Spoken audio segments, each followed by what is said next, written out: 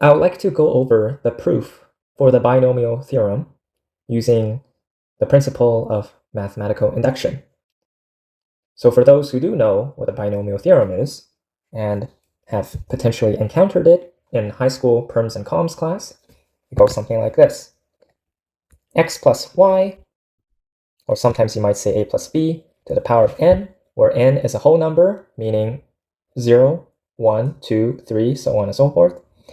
This is equal to sum k equals to 0 to n of n choose k of x to the n minus k, y to the k. Now, this symbol right here is choose, so I can say n choose k, right? I can write it like that.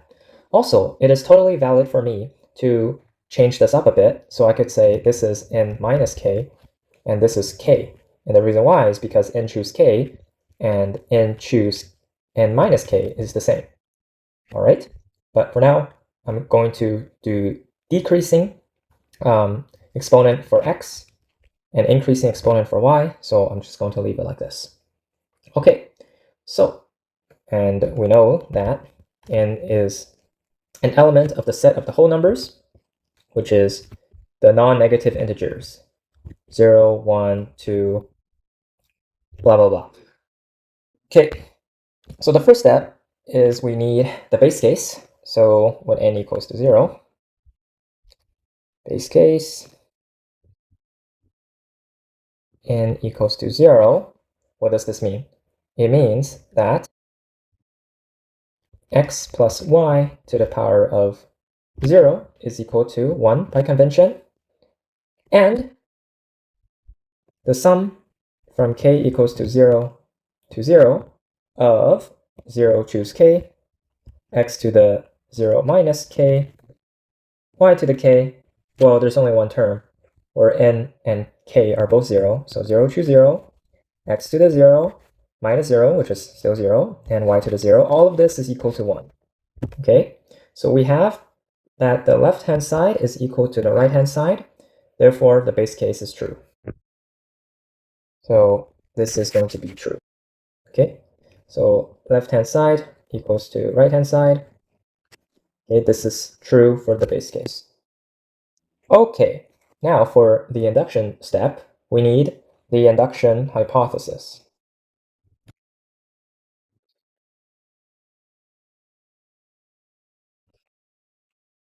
So we need to suppose or assume that this equation holds for some whole number n. Okay, so suppose this is true for some n in the element of the whole numbers. Okay, then we need to start with, okay, what happens if we have x plus y to the exponent of n plus 1 instead? So we have to use this induction hypothesis somewhere, okay? So the induction step actually consists of the induction hypothesis, induction step.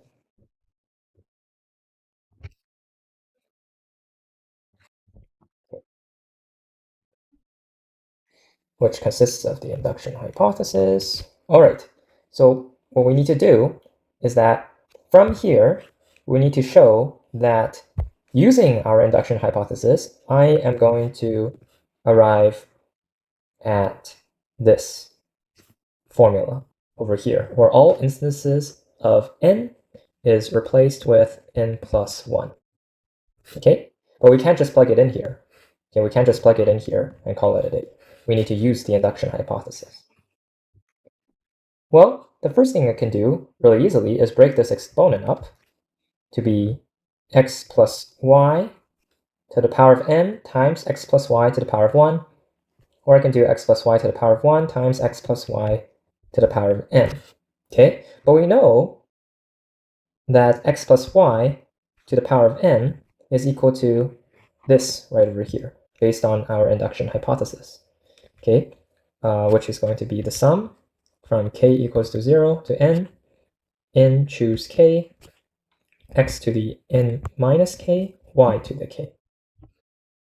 And what I would like to do now is that I'll just simply distribute the x plus y into this sum, but actually also break it up as well simultaneously. So this is equal to sum k equals to 0 to n choose k. Okay, so it will be x to the n plus 1 minus k, y to the k, because I'm distributing this x, and then plus sum, so I'm breaking up the sum up for those of you who know how the sigma notation works. K equals to 0 to n of n choose k, x to the n minus k, y to the k plus 1. Okie dokie. So this is very interesting. Okay, but now what I'll do is this. I'll take the second term, so the first term is going to be the same. So I can just copy and paste it. And what I'll do to the second term is that I'll just shift the index k up by 1.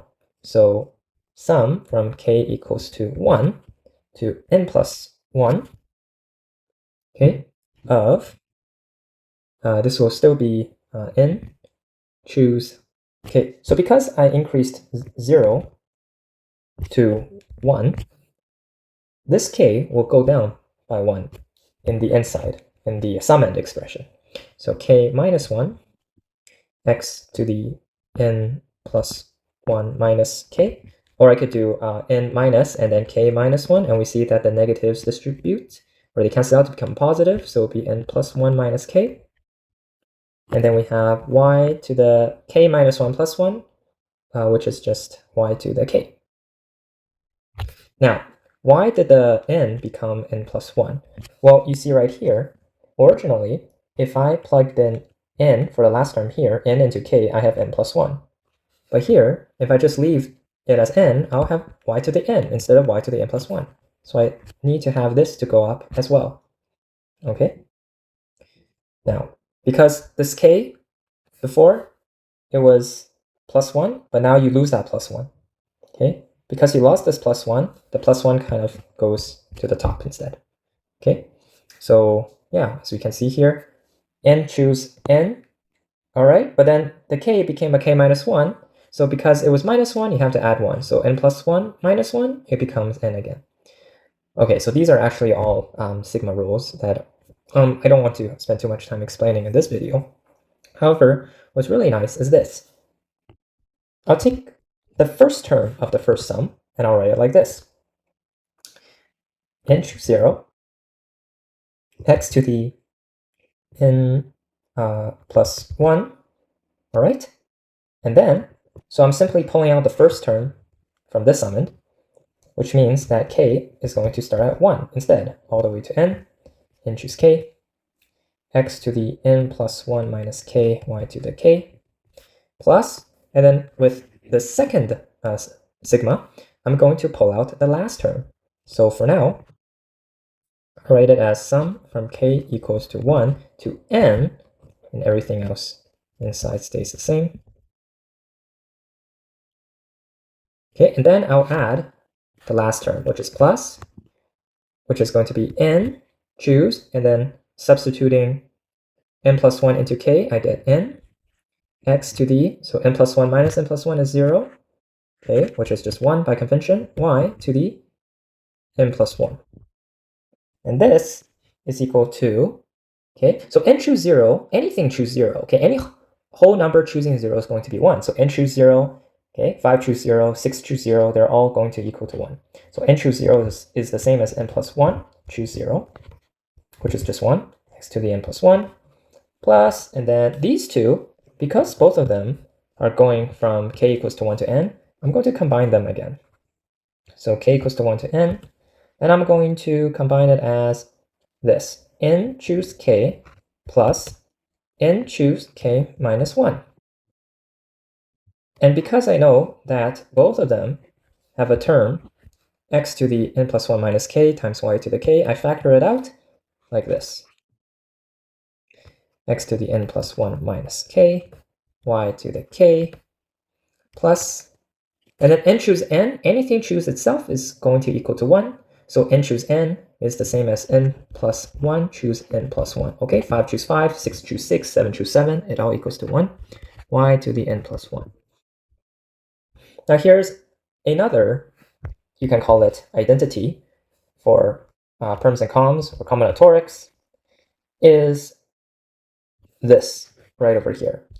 That this is actually equal to n plus 1 choose k.